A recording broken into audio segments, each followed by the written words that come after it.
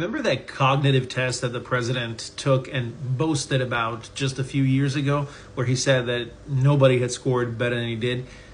Maybe it's time to re-up it. This is what he had to say about that famous photo about Kilmar Abrego Garcia, the photo of his knuckles. If you don't remember, these are the tattoos and the photo that was used by the DOJ to justify the utter and complete lack of due process rights afforded to Kilmar Abrego Garcia. And this is what the President of the United States had to say about this photo. And then they looked, and on his knuckles, he had MS-13. He had some tattoos that are interpreted that way. But let's move on. Wait a minute. Hey, Terry. He did not have the letter MS-13. It says MS-13. That was photoshopped. So let me That was photoshopped. Terry, hey, but you're not being very nice.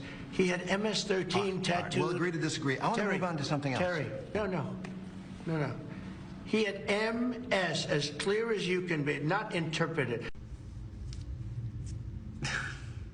He really said that. He really thinks that the 4 characters above the tattoos were there when the photo was taken. It's true. The President of the United States, the man who held this photo in his hands to justify how another human being was treated, doesn't understand that the 4 letters and numbers here were actually photoshopped in a desperate attempt by the Department of Homeland Security to justify denial of constitutional rights. This man who sits in the Oval Office, who has access to the nuclear football, spent minutes of a national interview with a journalist arguing that these are original images, not understanding that they were photoshopped. He's had them for weeks. I wouldn't trust the man who had the interview we just watched to decide what to have for dinner, let alone run an entire country.